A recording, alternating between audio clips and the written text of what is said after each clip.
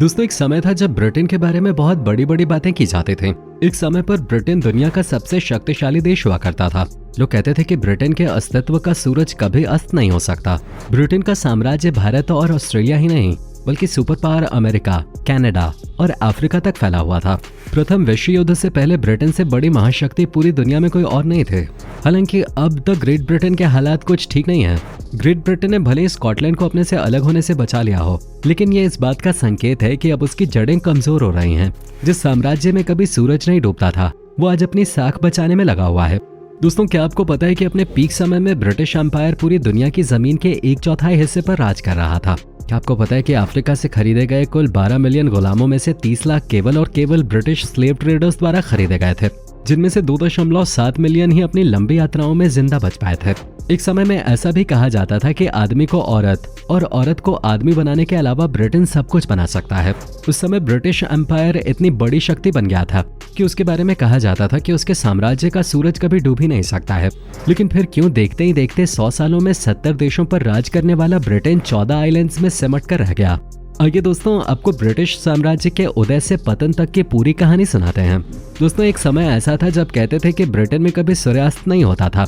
ये बात सच भी थी, लेकिन इसका ये मतलब कतई नहीं था कि ब्रिटेन के पास कोई और सूर्य था और पूरी दुनिया के पास कोई और।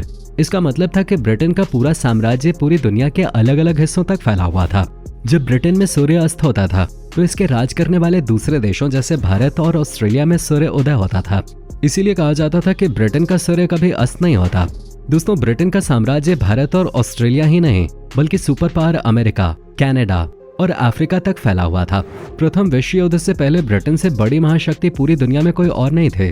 जैसे आज के दौर में हम अधिकतर प्रोडक्ट को मेड इन चाइना ही देखते हैं, उसी तरह उस दौर में दुनिया का हर machine made product made in England होता था। दोस्तों, अभी हाल ही में यानी कि 8 सितंबर 2022 को ब्रिटेन की महारानी एलिजाबेथ द्वितीय के निधन के बाद अब उनके बेटे चार्ल्स ब्रिटेन के राजा बन गए हैं। इसी के साथ ब्रिटेन में 70 वर्षों बाद किंग युग शुरू हो गया है। अब उन्हें किंग चार्ल्स तृतीय के रूप में जाना जाता है। किंग के रूप में देश को संबोधित करते हुए चार्ल्स तृतीय ने अपनी मां को याद करते हुए कहा कि महारानी और मेरी प्यारी मां हम सभी के लिए उदाहरण थी। उनका इस प्यार के लिए धन्यवाद। प्रिंस चार्ल्स अब राजगी के उत्तराधिकारी हैं, मतलब राज्य में पैसों का सारा लेन देन अब उन्हीं के हाथों में है। आइए दोस्तों, अब एक बार फिर से एंशिएंट हिस्ट्री पे लौटते हैं। दोस्तों, यूरोप में आधुनिक युग की शुरुआत 1453 से मानी जाती है, जब ऑटोमन एम्पायर के नए सुल्तान मोहम्मद महाबत ने कस्तंतुनिया पर कब्जा किया था। ये एक अति महत्वपूर्ण घटना थी। इस घटना के फलस्वरूप रोमन साम्राज्य का अंत हो गया, जो लगभग 1500 वर्षों से चला आ रहा था।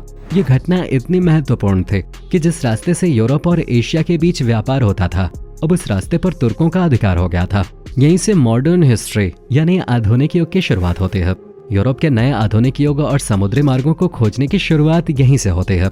दोस्तों, ट्यूडर काल को इंग्लैंड का सबसे शानदार काल माना जाता है।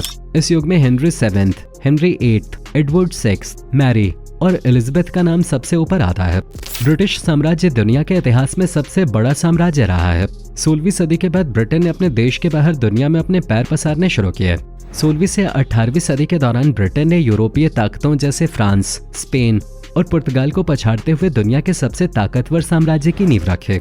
19वीं और 20वीं सदी में ब्रिटिश साम्राज्य दुनिया का सबसे बड़ा साम्राज्य बन गया। इस दौरान ब्रिटेन ने दुनिया के करीब 80 देशों और उनके आइलैंड्स पर शासन किया। 1913 से 1922 के दौरान ब्रिटिश साम्राज्य का कब्जा दुनिया के करीब 25% या फिर कहें 45 करोड़ की आबादी पर था। ब्रिटिश साम्राज्य की विशालता का अंदाजा इसी बात से लगाया जा सकता है कि उस वक्त धरती का करीब 3.5 करोड़ वर्ग किलोमीटर हिस्सा यानी दुनिया के करीब 26% साम्राज्य इसके अधीन थे। उस समय ब्रिटिश साम्राज्य का ऐसा आतंक था कि लोग मात्र गोरों के नाम से ही खौफ खाते थे। न जाने कितने लोगों ने तो सिर्फ इसलिए अपने परिवार सहित जान दे दी क्योंकि उन्हें और उनके परिवार वालों को मानसिक और पारिवारिक रूप से शोषित किया जा रहा था। इस चीज के बारे में हम आपको आगे भी बताएंगे, लेकिन उससे पहले आपको बता दें कि महारानी एलिजाबेथ द्वितीय ने जब 1950 के दशक की शुरुआत में राजशाही की बागडोर संभाली थी, तो द्वितीय विश्व युद्ध को समाप्त हुए 7 साल ही हुए थे और पुनर्निर्माण के प्रयास चल रहे थे। उस दौर में महारानी के सत्ता संभालने के साथ नए एलिजाबेथ युग की शुरुआत मानी गई। समाज बदल रहा था और एक युवा सुंदर महारानी ने राजशाही को संभाला था। एलिजाबेथ द्वितीय ने पिछले कुछ दशकों के इतिहास में संभवतः सबसे अधिक तेजी से होने वाली प्रौद्योगिकी विस्तार तथा सामाजिक राजनीतिक बदलाव के दौर में गद्दी संभाले। अगर इनसे पहली वाली एलिजाबेथ यानी एलिजाबेथ प्रथम का कार्यकाल विजय और प्रभुत्व का दौर था, तो नया एलिजाबेथ युग उपनिवेश खत्म होने और साम्राज्य के कमजोर होने से जुड़ा हुआ था। जब एलिजाबेथ द्वितीय राजगद्दी पर बैठी थी तो ब्रिटिश साम्राज्य का लगभग अंतिम समय था। महारानी ने ऐसे समय में सत्ता संभाले थे जब प्रजातांत्रिक राजनीतिक परिवर्तन का दौर था। दोस्तों, ब्रिटेन को करोड़ों भारतीयों के खून का जिम्मेदार माना जाता है। जी हाँ दोस्तों, अमेरिकी इतिहासकार मैथ्यू वाइट ने the great book of horrible things के नाम से एक पुस्तक लिखी है, जिसमें उन्होंने इतिहास में हुए भयानक खून खराबे के बारे में एक रिपोर्ट पेश की है, जिनके दौरान सबसे ज्यादा इंसानी जानें खत्म हुई। इस पुस्तक में इतिहास की चौथी भयानक घटना ब्रिटिश दौर में भारत में आने वाला अकाल है, जिनमें मैथ्यू के मुताबिक 2,66,00,000 भारतीयों की जानें खत्म हुई। इस संख्या में मैथ्यू ने दूसरे विश्व युद्ध के दौरान बंगाल में आने वाले अकाल की गिनती नहीं की, जिसमें 30 से 50 लाख के करीब लोग मारे गए थे। अगर इस अकाल को भी शामिल कर लिया जाए तो ईस्ट इंडिया कंपनी और ब्रिटिश सरकार के दौरान 3 करोड़ के करीब भारतीय लोग अकाल के कारण जान से हाथ धो बैठे थे। भारत की गिनती उस समय और आज भी दुनिया के सबसे उपजाऊ इलाकों में होती है। फिर इतने लोग क्यों भूखे मर गए? मैथ्यू ने इन अकालों की वजह व्यापारिक शोषण को बताया है। भारत में आने वाले खौफनाक अकालों की बुनियादी वजह बेरहमी से किए गए शोषण, संसाधन के असंतुलित आयात और अकाल के दौरान क्रूर तरीकों से महंगे टैक्सों की वसूली थी। भूख से मर रहे किसान उन्हें अदा नहीं कर सकते थे। सरकार मरते हुए लोगों से भी टैक्स वसूल करने पे तुले रहते थे, और ये सरकार कोई और नहीं बल्कि ब्रिटिश सरकार थे। दोस्तों, ब्रिटिश सरकार ही थे जिसने भारत में रंग भेद की नीति को जन्म दिया, वरना हम भारतीय कितना भी लड़ झगड़ लें पर कभी भी इस तरह की बातों पर नहीं उतरते थे। गोरों ने इतने सालों तक भारत पर राज किया। अंग्रेजों ने भारत में रहकर भारत की कई महिलाओं से संबंध भी बनाए और उनसे बच्चे होने पर उन बच्चों को एक पिता के हक से दूर रखा। कहते हैं कि समय अपने आप को दोहराता है। आज ब्रिटिश साम्राज्य के सामने वही सारी परेशानियां आकर खड़ी हो गई हैं जो कि उसने कभी किसी समय में भारत को दी थी। कई अर्थशास्त्रियों का कहना है कि अभी तो ब्रिटिश साम्राज्य में मुश्किलों की शुरुआत हुई है। आने वाले समय में लोग वहां 2 समय के खाने को भी तरसेंगे, जबकि ब्रिटिश ने एक समय में भारत से बहुत सारा खजाना लूटा है और लूटकर उसे अपने देश में सजाया है। लेकिन इसके बावजूद भी आज ब्रिटेन के हालात बहुत खराब हैं। वहीं दूसरी तरफ आज भारत के हालात काफी सुधर चुके हैं। दोस्तों, आपको जानकर हैरानी होगी कि 1700 में भारत अकेला दुनिया की 22.6% दौलत पैदा करता था, जो यूरोप के सभी देशों के बराबर थे। लेकिन यही हिस्सा 1952 में गिरकर 3.8% रह गया। 20वीं शताब्दी के आते आते ब्रिटेन प्रति व्यक्ति आय के हिसाब से दुनिया का सबसे गरीब देश बन चुका था। अब इस सवाल की तरफ आते हैं कि अंग्रेजों के 200 साल के शोषण ने भारत को कितना नुकसान पहुंचाया।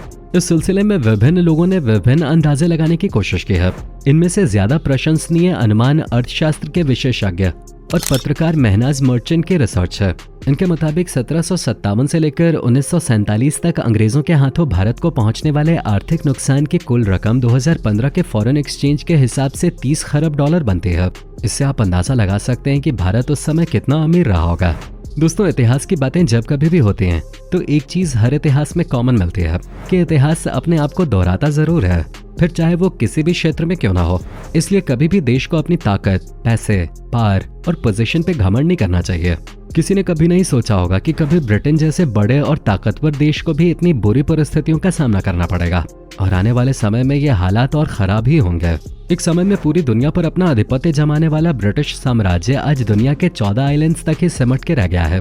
इनमें से ज्यादातर आइलैंड्स वीरान ही हैं और इनकी कुल आबादी महज 2.7 लाख वर्ग किलोमीटर है। तो दोस्तों, ये थी द ग्रेट ब्रिटेन के उदय से पतन तक की पूरी कहानी। आपको जानकारी कैसी लगी नीचे कमेंट सेक्शन में अपना फीडबैक जरूर दें। जाने से पहले वीडियो को लाइक शेयर जरूर करें और ऐसे ही वीडियोस के लिए चैनल को सब्सक्राइब करके बेल नोटिफिकेशन को भी जरूर ऑन कर लें। धन्यवाद।